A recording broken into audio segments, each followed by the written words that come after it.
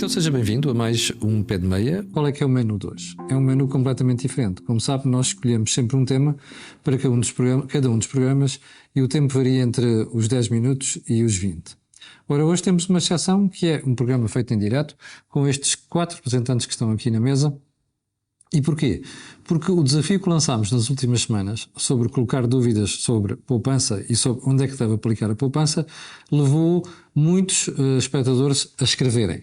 E, portanto, daí o desafio de fazermos um programa interativo, que nós colocamos no ar propositadamente por esta razão, e podermos, vocês desse lado, poder colocar perguntas diretamente às pessoas. Ora, antes de irmos ao programa de hoje, quero explicar que este programa é possível porque nós temos várias parcerias, a começar aqui pela minha direita, o Valdemar, que representa aqui a APFIP, que é a Associação do Setor. Depois temos a Square Management, fundos de investimento imobiliários, o Francisco está aqui a representar a Bluecrow e também a Otimize. É bom também não esquecer que temos ajuda à produção do programa da Mel Empresas. Ora, então vamos ao programa de hoje e eu vou começar a ter aqui por algumas questões que os espectadores colocaram. Mas antes disso, Pedro, estamos preparados para responder sobre fundos de investimento imobiliário? Claro. Olha, a primeira pergunta veio do espectador que dizia assim: mas por que raio é que eu de investir em fundos de investimento imobiliários? Porque como a rentabilidade não é extraordinária, eu não ficaria mais bem servido com outro tipo de instrumentos financeiros, como depósitos a prazo ou mesmo agora a nova série de certificados do Forro. Bem, bom dia a todos, espero que seja útil esta sessão de esclarecimentos. Eu diria que certamente que há outros produtos onde pode investir e pode almozar ter uma rentabilidade superior, sendo que o que se costuma dizer é que tem que ser a rentabilidade ajustada ao risco. Eu diria que na rentabilidade ajustada ao risco, quase de certeza, e a pessoa não pode dizer de certeza, mas quase de certeza, pelo menos historicamente a rentabilidade dos fundos de investimento imobiliário é superior aos depósitos a prazo e aos certificados a forro. Portanto, a lógica é exatamente, e enfim, eu estou nesta área há 30 anos, os clientes tipicamente chegam aos bancos para fazer um depósito a prazo e quando a taxa é pequena, e no fundo vivemos com taxas a zero durante muitos anos, mas já lá atrás, digamos, eu assisti às taxas a descerem e agora vão começar a descer outra vez, os clientes iam ao gerente do banco: até não tem nada que dê mais um bocadinho. E o gerente respondia: olha, tenho aqui uma coisa que não é taxa garantida, mas que historicamente tem tido uma rentabilidade. Pronto. E realmente, historicamente, os fundos de investimento imobiliário caracterizam-se por ter baixa volatilidade, portanto, o risco baixo. O risco é 1 ou 2, que é praticamente igual, é ligeiramente superior aos fundos de tesouraria, mas pouco mais alto, e uma rentabilidade superior. Pedro, e em relação à mesma questão, o espectador perguntava assim: então, olha, comissões e outros custos escondidos que normalmente têm instrumentos financeiros? A vantagem dos fundos, e não só os imobiliários, os outros também, é que exatamente são muito transparentes. Portanto, a rentabilidade que aparece na APFIP e nos jornais já é líquida de comissão de gestão e depositário, portanto, no fundo só não é líquida de impostos, porque todos temos que pagar impostos, tal como os depósitos a prazo. Aliás, quando o banco dá uma taxa no depósito a prazo, o cliente, quando vai, digamos, quando recebe os juros, é-lhe retido 28%. E, portanto, aqui acontece o mesmo. Quando resgatar o fundo imobiliário, sobre o ganho, é-lhe retido 28%. Mas, portanto, a rentabilidade é líquida de comissão de gestão e depositário. Acresce a isso as comissões de subscrição e de resgate. Portanto, apesar de aparecer também na APFIP e no regulamento de gestão qual é a comissão de gestão e quanto é que é a comissão de depositário, sim, a rentabilidade que aparece já é líquida disso. Okay. E depois, não é líquida de comissão de subscrição e de resgate, mas no fundo a APFIP publica uma tabela com as comissões de subscrição e de resgate que cada fundo tem e para que prazo é que é. Portanto, o cliente pode perfeitamente, é totalmente transparente saber. Aqui a transparência é total. É total. Portanto, é só uma questão de informação. Valdemar, estás aqui a apresentar a APFIP, e já foi referida e confirmo tudo o que foi dito. Mas uma das grandes preocupações dos espectadores costuma ser esta, que é, e depois há muitos fundos que têm comissões que são exageradas, quer dizer, o que as pessoas dizem são exageradas, aliás, este espectador colocava essa questão, que são exageradas, isto acaba por dar depois uma rentabilidade líquida muitíssimo baixa. Vamos lá ver, as comissões não são todas iguais nem podem ser, não é? Nem podem ser. Temos concorrência no mercado. E os operadores publicam as suas comissões. Sim. Portanto, na informação que é publicada pela APFIP, não estão as comissões exatas, mas estarão a partir das comissões máximas e os valores são líquidos. Mas qualquer tipo de fundo tem prospectos, DIFs onde a taxa de encargos correntes, portanto a taxa global de custos, tem de ser explicitada para o consumidor.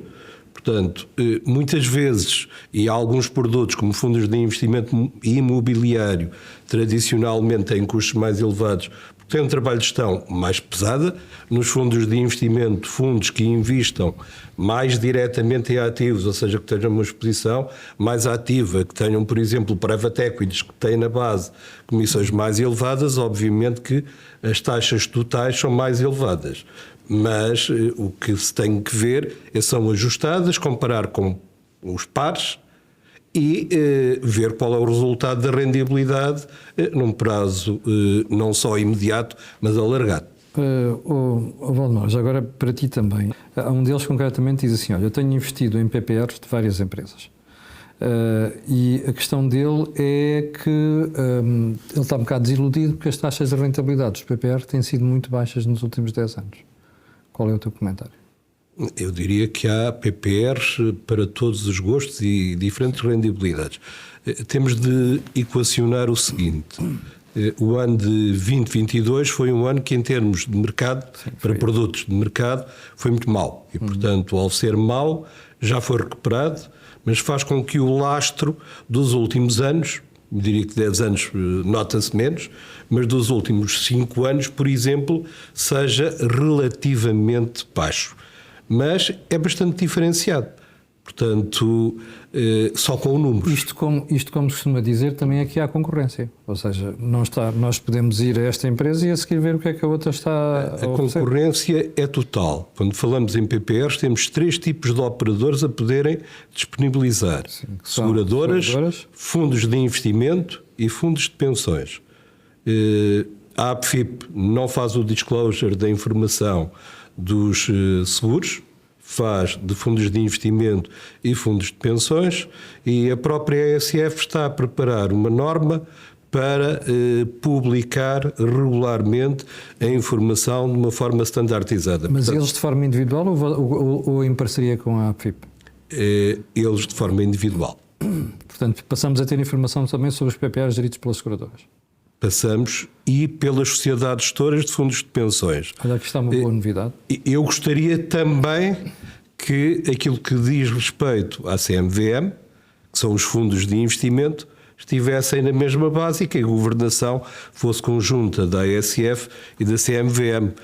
A norma ainda não foi publicada, portanto não sei o que é que vai acontecer. Sei que nos pronunciámos sobre uma que era da autoria da ASF para fundos de pensões e seguros de vida. Francisco, esta questão foi-me colocada ontem por um espectador, veja só, interrompeu o almoço para vir dizer assim, olha, vou ali um senhor com quem você entrevistou, eu não sabia dizer Bluecrow, mas depois explica como é que se dizia o nome da empresa. Ele dizia assim, ele dizia que estava com dúvidas em relação ao segundo semestre, porque não sabia se íamos ter uma correção ou tal. Diz a senhora, uma pequena correção, mas afinal não aconteceu nada especial. Devemos estar felizes com isso. O segundo semestre ainda não acabou. Começa por aí. Depois, aquilo que eu disse foi que não disse que ia haver uma correção do mercado inteiro. Isso poderia haver. O que disse foi que o primeiro semestre não ia ser igual ao segundo, no sentido em que a concentração que fez com que o primeiro semestre subisse, aquelas 7 empresas que fizeram, especialmente americanas, que fizeram com que o primeiro semestre subisse tanto, isso provavelmente não ia ser da mesma maneira no segundo semestre.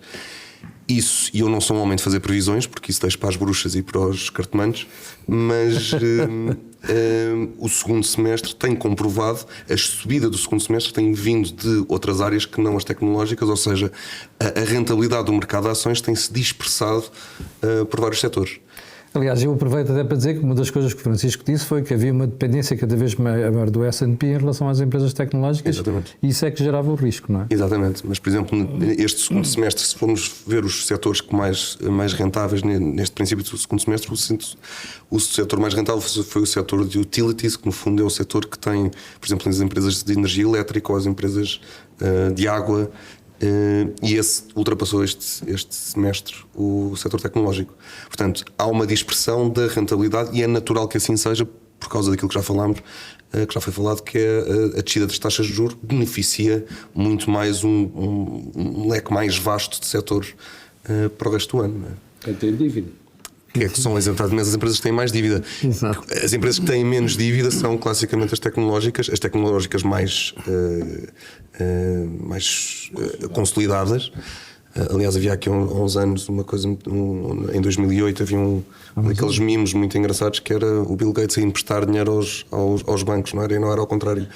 E, portanto, quando baixa a taxa de juros, as empresas mais endividadas são aquelas que acabam por ter uma rentabilidade superior, que vamos parar às empresas elétricas, que são empresas, classicamente, empresas que têm despesas de investimento muito superiores.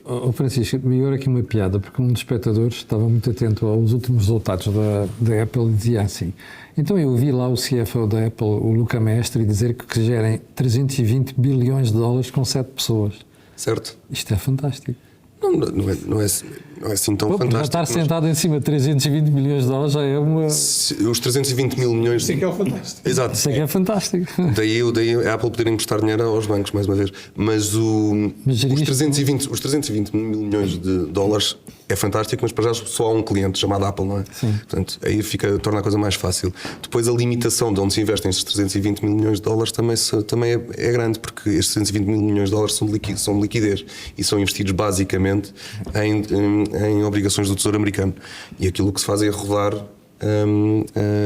as emissões do Tesouro. Rolar os investimentos. Sendo que não é muito difícil, e eu na Blue Crow somos agora 3. Acho que a equipa não vai aumentar muito também durante alguns anos. Está ali o António, podemos confirmar com o António. Porque se o processo de investimento for sólido, for comprovado e acreditarmos nele, não é preciso inventar muito, não é preciso contratar muita gente. Às vezes isso é contraproducente, ter muita gente no processo de investimento. Nuno é estreante aqui, está pela Optimize, costuma ser o Pedro Lino. Bem-vindo, Nuno. Obrigado. Nuno, uma das perguntas que os espectadores nos fazem com frequência é porque é que nós não arriscamos fazer previsões sobre previsões e recomendações de investimento em empresas concretas. Falamos sempre em fundos, em gestores profissionais, e há aqui um espectador que insiste nessa questão. Porquê? É muito difícil fazer previsões, porque, como dizia há pouco, e bem, Bruxa já mais muitas no mercado. para a bruxaria e para as cartomantes, porque mesmo os gestores profissionais têm muita dificuldade em fazer previsões, por isso muito mais difícil é para o particular que está em casa a acompanhar as notícias pela internet ou pelos jornais, tentar acertar. Nós temos alguns modelos de análise fundamental, de análise técnica, que nos ajudam a suportar a nossa tomada de decisões. Mas E estão em cima das empresas todos os dias. Estamos em cima das empresas. Que é uma coisa que um leigo não consegue fazer. Mas, muito importante, não acertamos todos os dias, como é óbvio, erramos. Por isso, é sempre difícil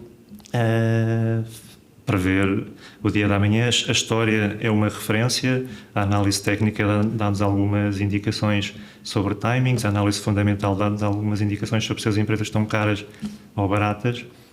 Agora, previsões exatas não... É difícil. Nuno, outra questão que também tem a ver com uma pergunta recorrente dos espectadores, que é, vocês falam sempre de longo prazo. É seguro dizer, eu na semana passada, ou há 2 semanas, mostrei aqui um gráfico das probabilidades de perda a 10 anos, a 20 e a 5 anos. E o gráfico mostrava que a partir dos 20 anos não há nenhum caso de perda. Isso é muito interessante porque esta questão das previsões é muito mais difícil de fazer a curto prazo. Ou seja, eu não sei se as bolsas amanhã vão subir ou descer, não sei o que é que vai acontecer na próxima semana para nada, não é? ou no próximo mês. Agora, eu tenho um relativo conforto em dizer, até pelo que referíamos há bocadinho, no contexto atual de descida de taxas de juro, que nos próximos 5 anos as obrigações têm um rendimento estimado, eu não gosto de usar a palavra garantido, mas um rendimento de aproximado de 5% para os próximos 5 anos, ou seja, é mais fácil fazer essa previsão, é mais fácil fazer uma previsão para o mercado acionista há 10 ou 20 anos, porque a história mostra-nos e as estatísticas mostram-se que a longo prazo as ações são a classe de ativos mais rentável, desde que seja feita na base de uma carteira diversificada. É claro que se investirmos numa empresa, uma empresa pode falir, se estivermos expostos só a um país ou só a um setor de atividade, o risco é maior, mas se tivermos uma carteira diversificada com empresas de diferentes países, de diferentes setores de atividade, cotadas em diferentes moedas, e sobretudo se não investirmos só em ações e investirmos também em obrigações,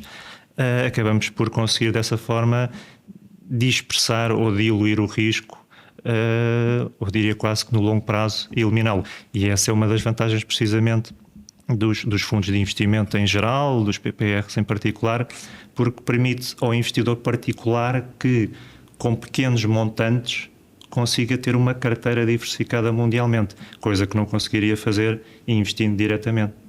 Já agora aproveito para falar com o espectador, que foi um senhor, que já não me recordo aqui o nome, que na semana passada me escreveu a perguntar porque é que vocês não fazem um programa sobre aquelas empresas cotadas em bolsa que são quase obrigações. O que é que está por trás desta pergunta? Os dividendos. E eu falei com o Pedro Lino e nós estamos a preparar um programa não só para os dividendos em Portugal, como para os dividendos na Europa, para fazermos aqui o ranking das empresas que mais conseguem dividendos. Agora, atenção a uma coisa, não esqueçam do que aconteceu uma vez com a PT, não é? Que dava dividendos interessantes depois da Lehman estava falida. Portanto, atenção a estes pormenores. É preciso ter cuidado. Preciso ter cuidado com essas comparações, porque mesmo as empresas mais estáveis do mundo caem. É verdade. E quando há pânico no mercado, tudo cai ao mesmo tempo e com a mesma intensidade. Ou seja, se nós formos olhar para a Coca-Cola, que é provavelmente a empresa mais estável dos últimos 150 anos, nos últimos 30 anos teve pelo menos 2 quedas de até 50%, com certeza.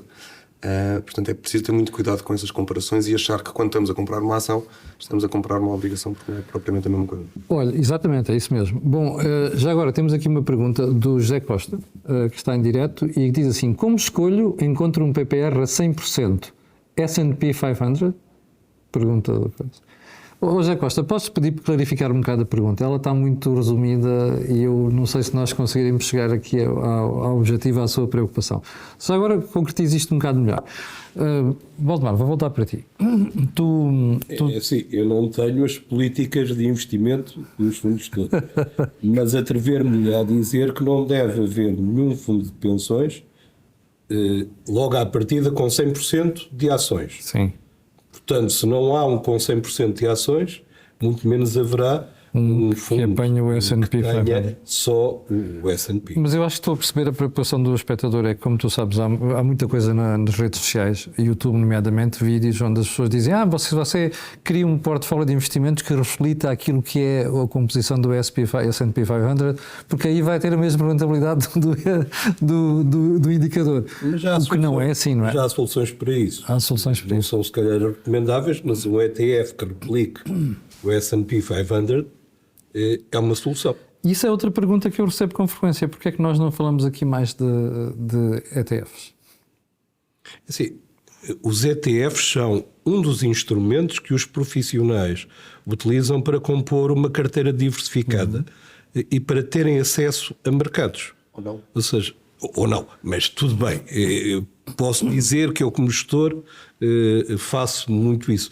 E, portanto, em vez de estar a investir diretamente em ativos e prejudicar a diversificação, posso ter o acesso via instrumentos passivos, os ETFs, que replicam mercados e que têm custos muito baixos.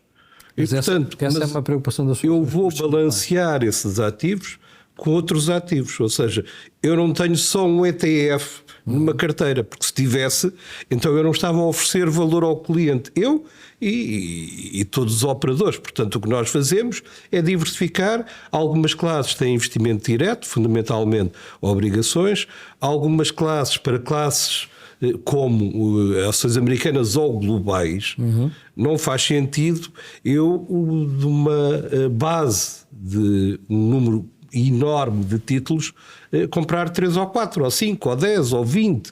Estou sempre muito longe da representatividade, a menos que queira ter uma atuação mais ativa. E, portanto, se eu quero só, naquele caso, a exposição ao mercado, então uso os ETFs. E os profissionais usam os ETFs e não perdem, não lhes cai nada por usarem ETFs. Pergunta para quem gera fundos de investimento. O Oasis em Fernão Ferro pergunta assim: qual a melhor opção para investir a 20 anos sem reforços? No meu fundo. Oasis, percebeu agora? Já agora qual é o fundo do risco?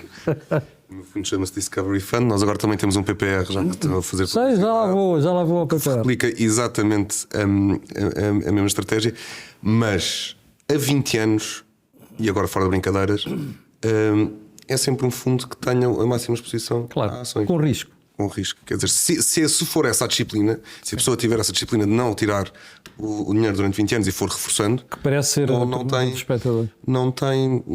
acho que não há dúvidas, não pode haver dúvidas, porque como estávamos a dizer há bocado, a 20 anos, qualquer que foram os períodos de 20 anos na história, não houve um que tivesse sido negativo, e o pior foi uma pessoa tinha quase mais que duplicado o dinheiro passado 20 anos. Mas já agora, como estamos a falar de fundos de investimento em geral no mundo, também pergunto assim, qual é a melhor opção para quem não queira mexer em fundo, uma opção do investimento a 20 anos?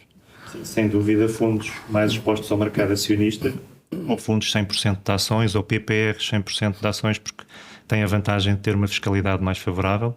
Nos fundos de investimento pagamos 28%. Houve umas alterações recentemente, que as taxas baixaram um bocadinho, mas o PPR... Explicou isso bem no programa anterior. Mas o PPR, garantidamente, se eu mantiver mais de 8 anos, vou pagar no máximo 8,6%. E se eu resgatar depois, se eu tiver 40 anos, Faz uma diferença muito e se eu resgatar após os 60, só vou pagar 8%. Por isso aí há uma grande diferença, mas sem dúvida, PPRs mais expostos ao mercado acionista. Já agora os fundos de pensões. Sim. Já agora, da nossa oferta, destacaria o PPR agressivo. Fomos a primeira sociedade gestora a criar um PPR 100% de ações em Portugal assim que a legislação o permitiu. Ou então fundos, sobretudo expostos a ações, que possam ir até 100% em ações, preferência diversificados mundialmente e não específicos só de um país ou de um setor. Aliás, aqui o José Costa voltou aqui a esclarecer. Dizia ele, existem PPRs compostos das mais variadas formas, 100% de ações / ETFs, mas há mais arriscados que são constituídos a 100% por ações e ETFs. Eu quero estar num PPR há 8 anos com os benefícios fiscais de hoje e não pagar 28% de mais-valias. Qual é o melhor conselho aqui, Almar? Eu acho que está respondido. Há 8 anos, tanto os PPRs como os fundos de pensões abertos... Não pagam 28%. Não pagam 28%, pagam 8%. Já agora os fundos de investimento a 8 anos têm uma exclusão de tributação de 30%, portanto isso pagarão aí 21%, 19%, pronto, sim, perto de 20%. Sim. É menor. Assim, escolhe-se quer o tipo de fundo, quer o estilo de gestão, quer a entidade, quer os custos. Portanto, todos nós que aqui estamos temos fundos disponíveis com diferentes perfis de risco e diferentes tipologias de clientes. Portanto, eu diria que tem por onde escolher. Esta pergunta que o Hugo Reis coloca aqui, agora também está em direto, é uma pergunta que eu frequentemente recebo de espectadores para o meu e-mail pessoal, que é o que é que são depósitos estruturados e se faz sentido nós olharmos para isto com algum interesse? Francisco. Eu sou a pessoa mais errada para se perguntar isso, porque tanto sejam depósitos estruturados ou depósitos, acho que nunca não são veículos de investimento, são veículos de praticamento de poupança, que são coisas diferentes. E portanto passam um dos meus colegas, se tiverem mais uma opinião diferente. Sim, eu acrescentaria um pouco, e o imobiliário exatamente é visto numa perspectiva sempre de médio e longo prazo, no fundo, e portanto lá está, as comissões de subscrição e resgate que eu falei há pouco, em princípio devem estar um bocadinho associadas a isso, ou seja, nós, por exemplo, nos nossos produtos não temos comissão de subscrição e temos uma comissão de resgate que é regressiva ao longo do tempo, e há um período, que é 3 anos, a partir do qual não há também comissão de resgate. E eu costumo brincar um pouco a dizer que não pode ser para alguém que recebe o subsídio de Natal em novembro e depois quer ir de férias no verão e implica no fundo imobiliário para depois resgatar. Portanto, nesse caso é um depósito a prazo de 6 meses que deve fazer. Portanto, é o tal parqueamento que o Francisco acabou de falar e não investimento. Respondendo ao espectador, olha, como sabe, eu sou daqueles mais avessos a andar a fazer depósitos a prazo. E sabe porquê? Porque você está literalmente a perder dinheiro. Primeiro tem uma tributação de 28%. Em segundo lugar, tem um problema, não é? E esse problema tem a ver essencialmente com o facto de você ter o efeito da inflação a correr-lhe o investimento. Portanto, nós até aqui desaconselhamos as pessoas a fazer depósitos a prazo. Não é tirar todo o dinheiro de depósitos a prazo, mas uma parte desse dinheiro não devia lá estar, por simplesmente. E esse é o grande defeito dos portugueses. Mas neste caso é para não ter à ordem de ter a prazo. Ou seja, se achar que aquele dinheiro do subsídio de Natal vai ser para ir de férias no verão, Ora bem. então faz um depósito a prazo a 6 meses. Mas já agora, o que é o depósito estruturado? É um depósito a prazo com uma taxa mais baixa que a normal taxa do mercado e que lhe é acrescido um adicional de rendibilidade caso um acontecimento aleatório venha a ocorrer. E muitas vezes é juntar 5 ações e todas elas terem um comportamento positivo entre a data X e Y. Como isso é feito através da aquisição de opções, normalmente a probabilidade desse acontecimento vir a ser efetivo é relativamente baixa, porque se for muito alta, o custo dessa opção é elevado. E, portanto, normalmente galinha gorda por pouco dinheiro toda a gente desconfia e, portanto, eu diria que é juntar um depósito com uma aposta. Claro que o depósito está sempre garantido pela taxa mais baixa do que aquela que é a taxa normal de mercado e se o acontecimento se verificar, então tem um aumento dessa remuneração. E também são sempre de curto prazo. E são, obviamente, são produtos de curto prazo, são depósitos a prazo. Meu caro, para que complicar? Para que complicar a sua vida financeira? Desculpe. Ia só dizer que normalmente o depósito é de curto prazo, ou seja, é de 3 meses, 6 meses ou 1 ano, e depois tem o tal indexante que assim é de mais médio e longo prazo. Mas o que é que acontece? A pessoa ao fim dos 3 meses tem um problema para resolver outra vez, que é o que é que vai fazer ao dinheiro do depósito a prazo. Nuno, já agora tem aqui o Diogo Boavida que diz o seguinte: uma vez que o investimento de ações ocorre regra geral no mercado americano, faz mais sentido investir em dólares? Regra geral, por termos a economia americana como referência e como motor das outras economias. Mas eu acho que os investimentos em ações, como disse há pouco, devem ser sempre feitos diversificados de forma mais global ou mais mundial e não exclusivamente na economia americana. Sendo que aqui há um risco cambial, obviamente. E há sempre um risco cambial envolvido. Não é despiciando.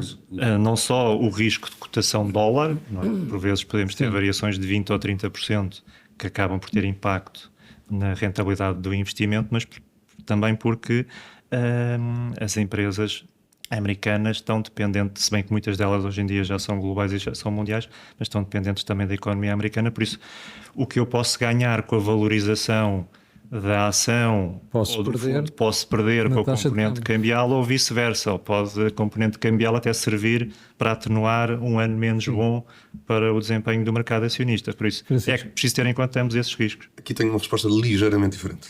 E vou dizer aquela palavra que é muito irritante, que é depende. E depende do quê? Depende do tipo de moeda que nós estamos a falar. Se nós estamos a falar de duas moedas sólidas, no caso o euro-dólar, e se estamos a investir para o longo prazo em ações, no longo prazo a variação de cambial entre estas duas moedas é completamente irrelevante a 20 anos. Em termos médios, o S&P 500 em períodos de 20 anos multiplicou-se por 5 em todos os períodos de 20 anos, em média, desde quase do início. Portanto, a variação cambial entre estas duas moedas é relativamente indiferente nesse período de tempo. E com uma rentabilidade alta. Agora, estamos a falar de um cross de moedas diferentes, euro, uma moeda um bocadinho mais volátil, ou que venha de um país cujo Estado de Direito ainda não é tão sólido, ou que a própria moeda não tem um histórico tão sólido, a coisa aí é diferente. Mas, mais uma vez, depende do prazo a que estamos a investir, do ativo onde estamos a investir e do cross cambial de que estamos a falar. Valdemar, eu acho que esta é para ti. Qual seria a melhor opção? PPR ou ETF, sabendo, diz o espectador, que sabe que são produtos diferentes? Eu diria claramente PPR. Ou fundo de pensões, já agora. Sim, tu estás também existe. Tu geres fundos de pensões. Eu giro fundos de pensões e só não me preocupo em os ter em distribuição, porque há um enviesamento fiscal, mas isso é uma questão que eu quero resolver, não aqui nesta mesa. Portanto, mas como Ministro das Finanças. Um ETF, à partida, teria uma tributação mais elevada e, portanto, seria um único ativo, enquanto um PPR bem gerido tem uma carteira diversificada e, à partida, como há para todos os gostos, haverá de certeza algum que será o mais adequado para esse cliente. José Costa diz assim: hoje como faço 50, hoje como tenho 55 anos, tenho que arriscar mais forte, não tenho benefício de longo prazo. Logo, PPR a 8 anos e 100% em ATFs. Agora deem-me exemplos para subscrever.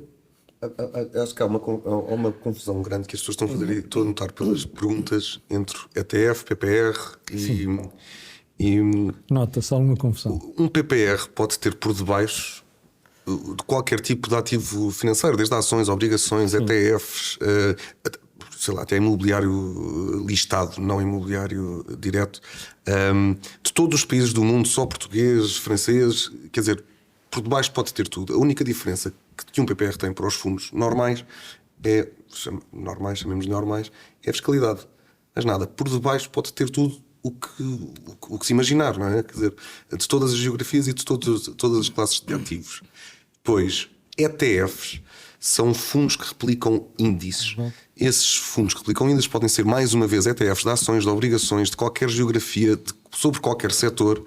Mas os ETFs, como são investimentos diretos, não têm a mesma fiscalidade que os PPRs têm. Eu, num limite, posso criar, e como já foi dito, um PPR cujo subjacente é apenas um ETF de um índice. Mas eu penso, ele escreve muito por forma telegráfica. O que eu acho que ele queria dizer era, dê-me um exemplo. Ora bem, um fundo, um PPR, onde ele imobiliza pelo menos durante 8 anos, mas que tenha, apesar de tudo, algum risco. O PPR pode ter ETFs ou não? Exatamente, mas era essa a minha introdução. Quer dizer, isso tem que procurar e tem que perceber que tipo de ativos é que estão subjacentes ao PPR. Se são ações, se são obrigações. E isso vai um bocadinho de encontrar a resposta daquele senhor que tinha há 10 anos um PPR que tinha a rentabilidade muito baixa. Sim. Tinha a rentabilidade muito baixa, porque das duas, uma, ou os ativos que tinham por debaixo do PPR tinham por definição uma rentabilidade muito baixa, sejam obrigações do tesouro, sejam coisas desse género, ou o gestor era péssimo. Portanto, as pessoas é que têm que ver o que é que está lá por baixo e perguntar o que é que o PPR está a gerir. E aí vão obter as respostas. Sim, há aqui uma pergunta que sai claramente fora do âmbito do programa, que é do Oscar Segura, que diz que investiu em tempos em ações do BES e do Banif. Olha, acontece. O problema, diz o Oscar, é porque é que não me deixaram deduzir isto em IRS. Oscar, eu acho que devia ter que falar com o Mário Centeno, que era o Ministro das Finanças da altura, ou então com o João Leão. Já sabemos que isso não é possível, mas essas perguntas têm que ser dirigidas diretamente ao Ministro das Finanças. Bom, Pedro, vou voltar para ti, porque há bocadinho aqui mandavam mensagem a perguntar porque é que vocês só investem em imobiliário comercial e não, por exemplo, da habitação. A piada aqui é para a habitação, já percebeste? Bem, antes de mais, porque nós procuramos, como eu expliquei há pouco, e nós, não é só nós, Square, é os fundos de investimento imobiliário abertos em geral, procuram ter a melhor rentabilidade possível com a menor volatilidade possível. E portanto, na maior rentabilidade possível, portanto, para isso vivemos, para termos menos risco, vivemos de rendimentos de imóveis, portanto, dos inquilinos que pagam as rendas. Ora, digamos, é a prática do mercado que as rentabilidades que se obtêm com os inquilinos de imóveis comerciais são rentabilidades mais elevadas do que a que se obtém com inquilinos de habitação. Este é um primeiro ponto e é extremamente importante. Temos o problema da legislação no âmbito do mercado de habitação também, não é? Também. E o risco também que tem. Portanto, a medida do risco e a proteção ao risco é essa. Por outro lado, que não tem a ver com isto, mas que no fundo também explica um bocadinho, acho que pode ser uma boa resposta, é que, como se sabe, o mercado de habitação tem uma volatilidade maior nos preços do que o imobiliário comercial. Portanto, quando nós compramos um supermercado com uma das principais cadeias de alimentação com contrato de 20 anos, é um rendimento muito estável. Eu não vou dizer que é uma obrigação, porque eu acho que é melhor que uma obrigação. Porque na prática, se essa empresa no limite de falir, a obrigação é um papel muito bonito que fica num quadro, enfim, falir e não tiver nada a pagar aos credores. Já tivemos casos desses. Enquanto que no imóvel, nós o pior que acontece é ficarmos com o imóvel devoluto e temos que ir ao mercado arrendá-lo outra vez. Portanto, o fundo é proprietário do imóvel, os fundos imobiliários tipicamente abertos não se endividam e, portanto, a solidez de ser proprietário dos imóveis e, portanto, ter o capital, digamos, seguro ou minimamente seguro, pode desvalorizar um bocadinho por ficar devoluto, mas não desvaloriza. Na habitação, então há mais problemas de riscos legais, a legislação muda com muita frequência, riscos do preço mudar muito, há uma volatilidade maior e no fim o que conta mais, que voltou ao início, é a rentabilidade é mais baixa. Portanto, se o espectador que fez a pergunta for ver um apartamento que esteja para vender e para arrendar, isso no fundo, ao valor da renda multiplicar por 12 e dividir sobre o preço de venda, vai ver que a rentabilidade anda nos 3%. Nós conseguimos comprar um imóvel comercial com rentabilidades nos 6, 7 ou 8. Pois. Pedro, agora como é que está a rentabilidade dos fundos de obrigações neste momento? De obrigações para imobiliários? Eu acho que está muito boa e quase diria que é bom prepararem-se que não vai continuar tão boa, porque, portanto, o que acontece é, neste momento temos 4, portanto, rentabilidades a final de agosto, que é a última rentabilidade publicada pela AFIP. Temos 4 fundos com rentabilidades superiores a 6% nos últimos 12 meses e 6 fundos com rentabilidades superiores a 5% nos últimos 3 anos. Já agora, 36 meses. para quem estava a complicar há bocadinho a vida ao falar em depósitos, não sei das coisas, está aqui uma boa resposta. Deve ser mais elevado. Reparem, e a questão é, isto tem a ver também com as atualizações de rendas que aconteceram ao longo dos últimos 12 meses, que as rendas atualizaram a 6,94, portanto é sabido que a inflação começou a cair, portanto para o ano as rendas vão atualizar a 2,14, salvo erro. Mas também é sabido que os depósitos estão a descer. Já estão a descer. Eu diria que o que foi menos comum foi os fundos imobiliários terem conseguido, nos últimos 10 anos sem inflação, dar rentabilidades entre os 4% e os 5%, em que agora, se calhar com um bocadinho de inflação, entre aspas, têm a obrigação de dar um bocadinho mais do que os 4% a 5%. Nuno, aqui uma pergunta de um espectador preocupado com o longo prazo. Porque ele diz assim, bom, como somos novos, podemos estar aqui a investir a longo prazo com produtos de maior risco. Mas depois faz esta pergunta: ao aproximar da data de resgate do investimento, devemos alterar para produtos menos arriscados?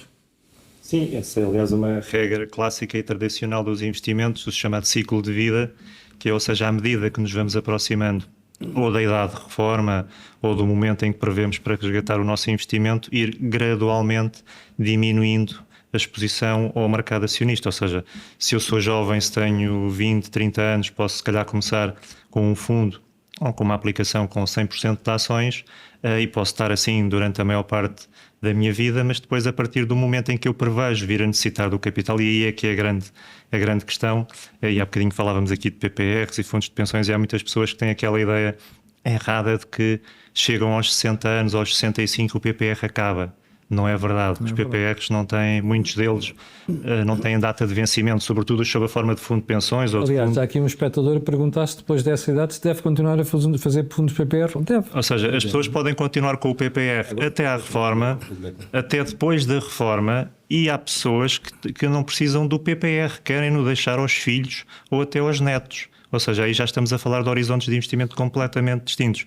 Mas para esse exemplo em concreto, quando eu diria que eu estou a menos de 5 anos da data que prevejo resgatar o meu investimento, faz sentido ir reduzindo gradualmente a exposição ao mercado acionista. Se o objetivo é deixar como sucessão, não faz sentido fazer essa. Vou dizer ao Diogo que escreveu esta questão, pode ir aos nossos eventos, porque nos nossos eventos isto é uma questão que nos colocam com alguma frequência.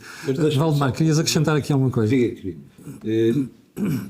E falando de fundos de pensões, fundamentalmente fundos de pensões de empresas, mas também de particulares, é normal a oferta ser por defeito em ciclo de vida, ou seja, automaticamente o risco ir sendo reduzido. E depois há outra questão, é que poupar para a reforma não é poupar para o dia em que eu faço 66 anos e 7 meses. Eu até já estou próximo, portanto já sei quase qual é o dia em que isso me vai acontecer. Poupar para a reforma é poupar para o período de reforma. E, portanto, o risco não precisa de ser reduzido a zero nesse momento, porque o meu target não é a minha data de reforma, é a minha esperança de vida. E, portanto, isso deve ser considerado e o investimento em risco, obviamente, recompensa, e há alguém que tem mais idade, se o horizonte de investimento para quem tem 65 anos ainda é de 20 anos, deve ter esse mesmo perfil de risco de 20 anos e não de alguém que tem 65 anos e teoricamente já é velho. Eu acho que a resposta foi muito clara. Já agora, pedi às pessoas para não me escreverem para o meu pessoal Nem para o meu, é para o meu WhatsApp, francamente. Pá, eu sei que são meus amigos, mas nós temos um mail dedicado agora ao programa. Eu vou repetir, já está escrito aqui uma série de vezes. Pedmeia acd@gmail.com. Eu ando aqui a flutuar entre as perguntas que estão a aparecer no programa em direto, entre o meu WhatsApp e o meu mail pessoal, francamente. Bom, e agora aqui a pergunta é para o Pedro. O Pedro, há bocadinho, quando estava a querer dizer que, bom, até a rentabilidade é muito boa demais, quer dizer o quê? No próximo ano vai ser inferior? Se calhar não vai ser tão bom, exatamente porque as rendas não vão atualizar. Os 6,94 só vão atualizar no 1,12. Percebeu? Aqui a resposta é clara, portanto, aqui não é. Estamos a fazer adivinhação, estamos a pegar apenas em critérios E legais. não quer dizer que vai ser má. Ou seja, a diferença face aos depósitos a prazo continua a ser uma diferença Mas é que muito as pessoas significativa porque os depósitos também vão diminuir. Mas as pessoas esquecem de fazer essas Vai contas. em termos absolutos ser exatamente. menos do que. Em termos relativos, não é? Francisco, há bocadinho dizia que iam ter um fundo PPR que replica o mesmo, mas estratégia de investimento do fundo de investimento. Fizemos no fundo de investimento que já gerimos há alguns anos, que investe a maioria dos seus ativos em ações globais, que escolhemos. E que tem rentabilidade neste momento? Neste momento, no ano, o fundo estamos esta semana para aí a 13% positivos, Ok. com 85% em ações, à volta disso. E o resto em que? Obrigações? O resto não, o resto está em cash ou aquilo que chamamos de equivalentes, Sim. para investir Produtos de elevada liquidez. Produtos de elevada liquidez para investir quando o mercado nos der oportunidade de comprarmos as empresas que estamos interessados a preços razoáveis, que agora encontramos poucas. E podemos saber quais são as empresas que estão interessadas? Não, as que eu estou interessado não. As que eu estou interessado não. Estava a ver se passava uma rasteira ao Francisco aqui em direto. Não, essas não. Mas o Mas BPR não. vai replicar a mesma estratégia. A mesma do fundo de estratégia, investimento. exato. Já agora uma coisa, Francisco, vocês no fundo de investimento, o mínimo de investimento mensal é 100 euros. Não, no fundo de investimento, o mínimo de investimento é 1.000 euros. É 1.000 No euros. PPR é que temos o mínimo de investimento inicial de 1.000 euros e o reforço mensal de 100 euros. É uma coisa Exatamente. acessível. Exatamente. E já está em comercialização. E já está em comercialização. Portanto, Muito bem. Nuno, voltando à questão dos fundos de investimento, qual é dos vossos produtos, nos produtos mais agressivos, aqueles cujos fundos que têm uma grande componente de ações, qual é a taxa de rentabilidade neste momento? Não querendo fazer grande publicidade, mas a rentabilidade dos nossos fundos começa nos mais conservadores, que este ano está com 5%, 6%. Estou a falar de um fundo só de obrigações que temos, mas consideramos que é um investimento interessante porque a carteira tem uma duração média de cerca de 5 anos e meio e tem à data de hoje uma yield implícita de cerca de 5%, ou seja, são taxas que já não víamos há muito tempo e não se vão manter durante muito tempo, ou seja, hoje em dia, mesmo quem tem um perfil conservador, quem procura uma alternativa a depósitos a prazo, certificados de aforro, aplicações mais defensivas, consegue ou com um fundo só de obrigações ter uma rentabilidade acima da inflação e interessante, ou pode fazê-lo também sob a forma de PPR. Nós temos o PPR moderado, que investe pelo menos 85% da carteira em obrigações, ou seja, mantendo-se essa yield, e tem a vantagem da fiscalidade ser mais favorável, porque permite pagar até 8 ou 8,6% de IRS. Os fundos mais expostos a ações, alguns já estão com rentabilidades de 2 dígitos desde o início do ano. Outra pergunta aqui do Diogo, que é, em termos de incerteza e volatilidade, a que práticas e instrumentos de investimento financeiro devemos dar prioridade para manter uma posição conservadora, mas não nula no mercado de investimento? Eu acho que eu acabei um bocadinho por responder a isso na pergunta anterior.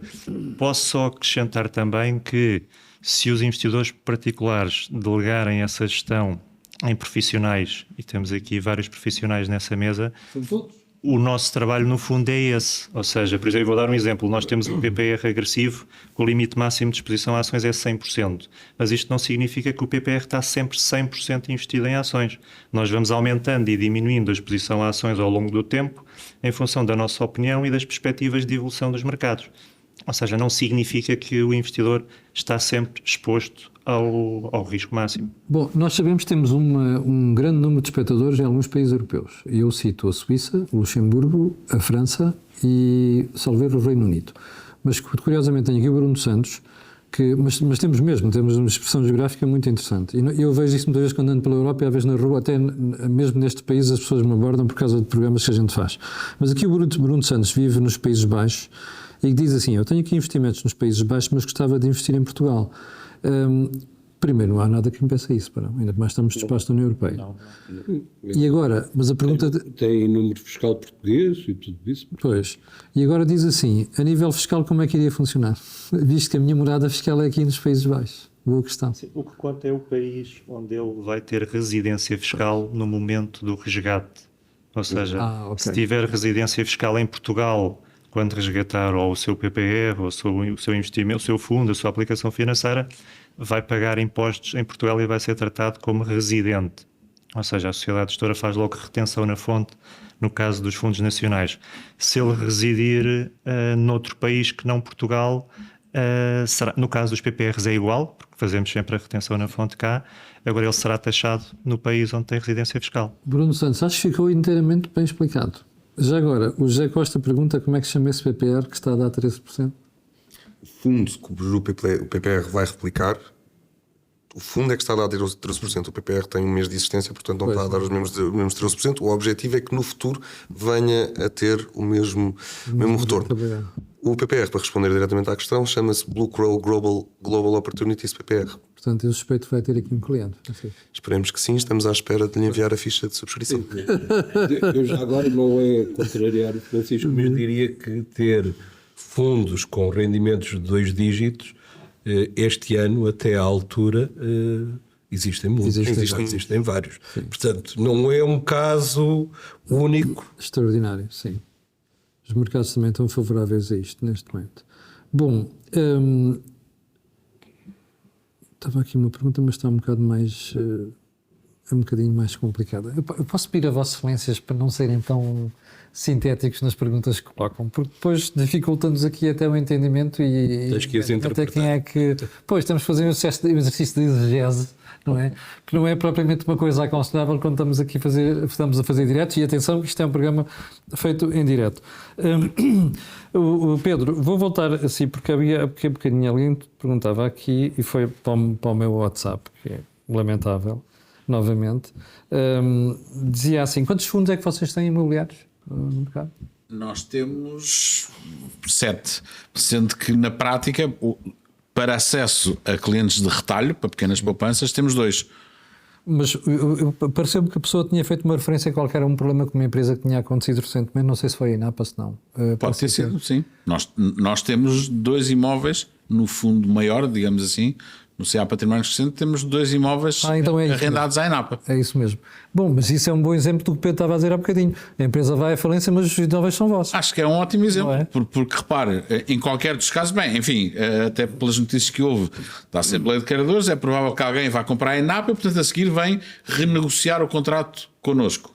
No fundo, ao comprar a empresa, herda um contrato de arrendamento que tem connosco. Mas vamos supor que aquilo desaparecia, digamos Não se assim. perde o imóvel. Os acionistas, os obrigacionistas, caso houvesse os bancos credores, podiam no limite perder tudo. Nós temos o imóvel, vamos arrendar. E claro que nós achamos, o negócio quando foi feito, nós achamos que se o imóvel ficasse devoluto, nós conseguiríamos até se calhar arrendá-lo por um valor superior.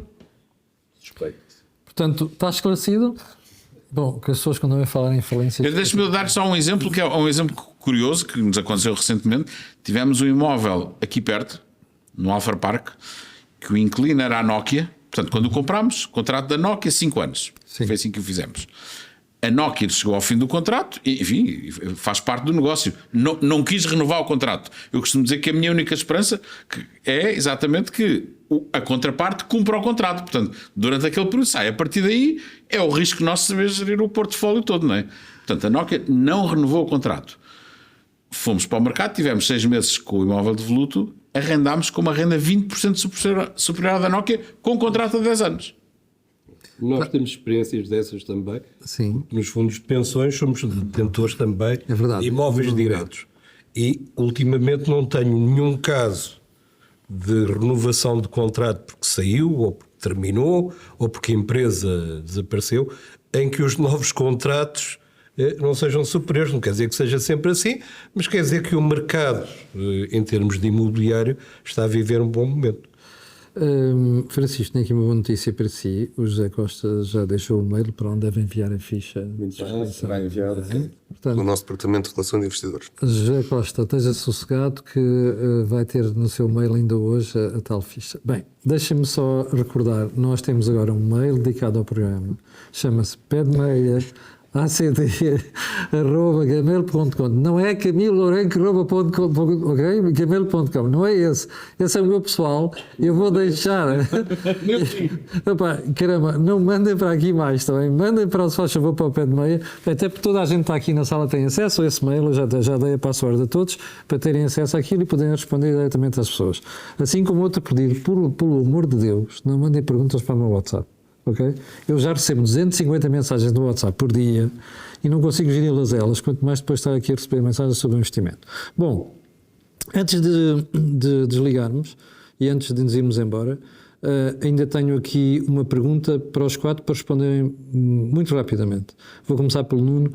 Nuno, quais são as perspectivas para o resto do ano?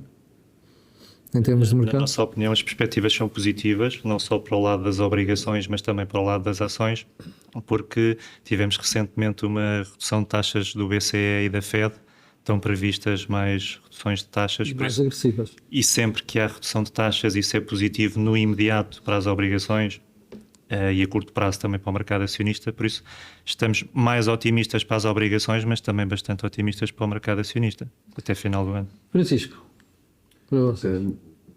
Esta parte da descida da taxa de juros pode, no curto prazo, obviamente, ajudar o mercado, mas não me atrevo a dizer que vai ser positivo ou negativo, porque, quer dizer, tudo indica que essa ajuda pode ser positiva, mas muito se vai correr daqui até lá, mesmo em termos políticos, mesmo em termos financeiros, de resultados de empresas que hão de vir, e portanto não me arrisco a dizer que vai ser mais positivo. É possível que esta tendência ou nova tendência de descida de taxas venha a ajudar, mas também se tivermos um indicador macroeconómico mais chato que indique para uma recessão nos Estados Unidos, a coisa também vira rapidamente. O agravamento da recessão na Alemanha. Valdemar. Eu diria que atingimos um pico dos mercados, quer obrigacionista, quer acionista, no final de setembro, ou seja, nos últimos dias, e, portanto, fazer previsões é difícil. Descida das taxas vão fazer de certeza absoluta descer as taxas de curto prazo, não são aquelas que mais diretamente nos influenciam, mas também estão a fazer descer as taxas de médio e longo prazo, ou seja, a curva que tem uma inclinação negativa começa a ser uma curva natural em que o curto prazo rende menos do que o longo prazo. Por causa do risco de inflação. A componente de obrigações estará mais estabilizada até ao final do ano. A componente de ações em que os vários índices têm valorizações acumuladas no ano de 2 dígitos poderão ainda melhorar, mas a expectativa não é que as coisas venham a ter grande variação. E como Francisco disse, acontecimentos pontuais podem ter aqui efeitos importantes. De forma ou outra. Pedro. A vantagem do imobiliário é que é muito mais estável e, portanto, não andamos tão nervosos a ver o mercado de capitais. Eu costumo dizer que os fundos de investimento imobiliário são para quem quer ir de férias e não tem que estar a ver os jornais para ver se há uma crise não sei aonde, porque isto é muito mais estável. De qualquer modo, nós achamos que, portanto, não há, digamos, tanto previsões daqui a 3 meses, que vai ser mais ou menos igual, e se calhar a 6 ou 9. Tendencialmente, nós achamos é que o produto vai ficar, ou os fundos de investimento imobiliário vão ficar mais competitivos face aos depósitos a prazo, portanto, prevemos um aumento de captação de poupanças e com isso temos mais capacidade para fazer mais investimento. Também podemos sustentar as empresas que, no fundo, precisam de alguém que compre os imóveis para poderem arrendar. Claro, como vê, tudo otimismo aqui na mesa. Deixa-me só dizer à pessoa que me escreveu para comentar, pedir opiniões sobre ouro. Não é o objeto deste programa, mas confesso que um dia deixei de fazer um programa sobre isto. Também esteja descansado. Antes de nos irmos embora, quero lembrar o mail. pedmeia, acd@gmail.com. Passa a escrever para aqui, se faz favor. Quero agradecer, nós estivemos sistematicamente com mais de 100 pessoas em direto durante todo o programa. Quero agradecer a vossas excelências, quer dizer que iremos repetir isto com alguma frequência e já agora fica a sugestão. Escreva para este mail, pedmeia.acd@gmail.com, Quais são os temas que você gostaria de ver tratados, à semelhança do que uma série de espectadores fizeram desde sexta-feira, um dia que nós começámos a divulgar isto, com o teaser, até hoje. Porque até serve de guidance, para orientação nossa sobre que tipo de programas é que podemos fazer, o que é que o preocupa mais a si e que nós podemos levar uma palavra de orientação. Porque, como já percebeu, o programa é sobre poupança e investimento. E se há coisa que nós queremos fazer é que você, no longo prazo, fique mais rico do que já é, ou se quiser, com mais rendimento do que aquele que já tem hoje em dia. E antes de irmos embora, também quero recordar que o programa é possível graças às parcerias que nós temos com a AppFip, com a Square Management, com a Blue Crow e com a Otimize. Não esquecendo a ajuda à produção da Mel Empresas. Fique bem, nós voltaremos na próxima segunda-feira às 12 horas. Muito obrigado.